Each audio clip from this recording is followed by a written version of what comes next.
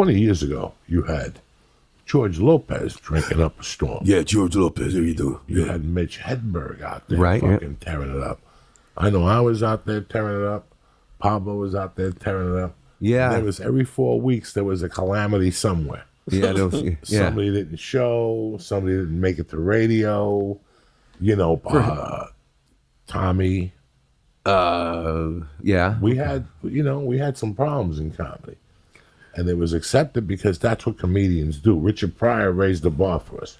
When he lit himself on fire, that gave us the right to do whatever the fuck we wanted to do. And, you know, when I got into comedy, I didn't get into comedy for the girls. I'm not a fucking good-looking guy. I got into comedy for the party. Yeah, that's and what the I was. brotherhood. Yeah. I didn't get into comedy to meet girls. The brotherhood, that's like funny. a rock star.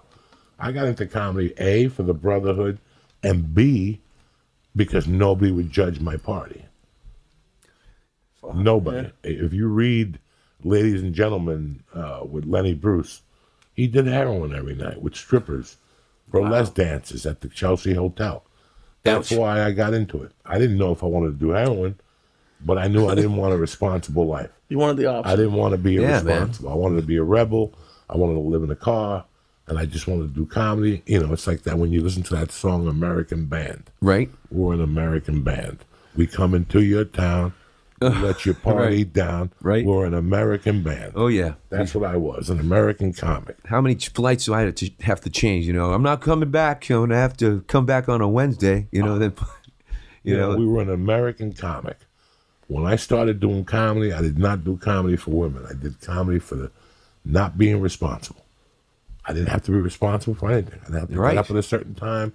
I'd have to go to bed at a certain time. I didn't have to answer anybody at a certain time. You drink on stage. Drink on stage. All I had to do was keep oil in my car and fill that gas up and pay the insurance on it. Those were the only rules I had in my life. Yep. That's it. When you pick this life, that's why you pick it. You're irresponsible. You're irresponsible. I can't. You know how many times I got to do something at 8 in the morning, Pablo? Like somebody calls me and says I have to do something at 8. Right. Now, I have a 5-year-old, 6-year-old. I'm awake at 6:15 every morning, whether I like to or not. Yes. But if you tell me that I have to be somewhere at 8, insomnia kicks in. Oh, yeah, absolutely. Insomnia kicks in. So once you tell me I got to be somewhere at 8, I'm not going to fall asleep. Absolutely. It's like going to school, high school. Remember that? Every night I'm tired. At 8:30, I got to drink a 4 fucking cup espresso because I'm dying. Jeez. But the night I have to go do something at 8, I'm fucking tip-top Magoo, jumping. Oh, yeah. I'm singing 3 songs and shit. Because, Jumping in the shower at 5:30, of course. We're fucking rebels. I never wanted to live out. If you think I wanted to get up at 8 and go to work, I knew when I did it, I didn't want to do it. As I was doing it, I'm like, I got to come up with something. The only job that I fit the itinerary for was drug dealer. That even came close. No responsibilities, no boss.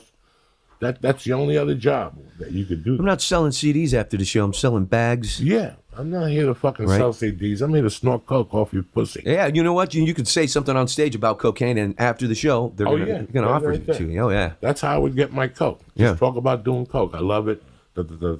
Right after the show. Psst. Boom. Psst, you want to do a blast? Yeah. You got any extra? Yeah, all I got to do is make a call. Boom. And then there you go. Yeah, make sure you don't do it before second show. You be like, hey, what's going on? Moving like that crazy. was my thing. That was the only thing that kept me together, that I had enough respect. I didn't have respect for myself. Right. I had zero respect for myself.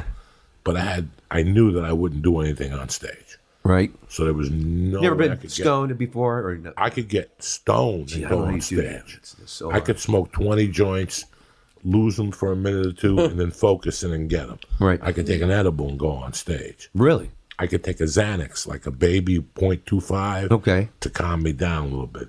But cocaine never worked for me on stage. Wow. Yeah. It was just a zero. It was the weirdest thing because I did it St. Patty's Day, 1992. Right. And I never did it on stage again. It'd be in my pocket. Oh, yeah, absolutely. Don't get me wrong. Yeah, right. The fucking Ever-Ready battery was plugged into the leg. Right. But don't get me wrong. There was no way I would do it before. Right. And it's like, I wouldn't do it in the daytime. What the fuck are you giggling about? Nobody... Why did you like him? He did an error. I knew a second ago, but now it's... Just keep going from where you told it, because then... You know that little forehand you got?